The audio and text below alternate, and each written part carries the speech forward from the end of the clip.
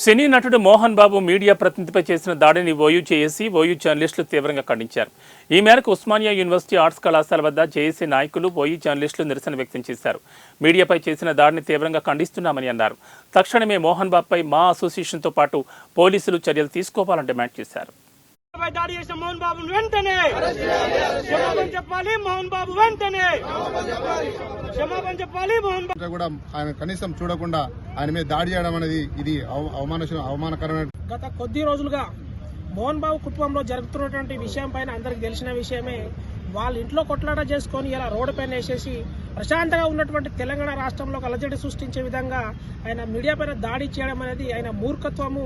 మేము ఒకటే డిమాండ్ చేస్తూ ఉన్నాము, ఏదైతే నువ్వైతే మీడియా పైన దాడి చేసినావో వెంటనే క్షమాపణ చేయకపోతే ఖచ్చితంగా నీ పైన కూడా దాడి చేయాల్సిన పరిస్థితి వస్తుంది.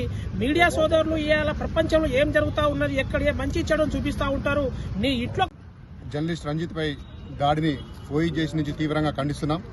మోహన్ బాబు తన యొక్క వైఖరి మార్చుకోవాలి. ఎందుకంటే గతంలో కూడా మీ ఇంట్లో పనిచేసే పని మనుషుల మీద దాడి చేయడం, ఇంట్లో పనిచేసే వాళ్ళ మీద దొంగతనం కేసు పెట్టడం నీ మతిస్థితితో లోపించింది. ప్రజాస్వామ్యానికి మచ్చ. ఇప్పుడు రంజిత్ పై దాడి అది ఒక వ్యక్తిగా కాదు, ప్రజాస్వామ్యానికి మచ్చ. ఇలాంటి పునరావృతం కాకుండా చూసుకోవాలి. మోహన్ బాబుని వెంటనే అరెస్ట్ చేసి కేసు నమోదు చేసి అరెస్ట్ చేయాలని డిమాండ్ చేస్తున్నాం.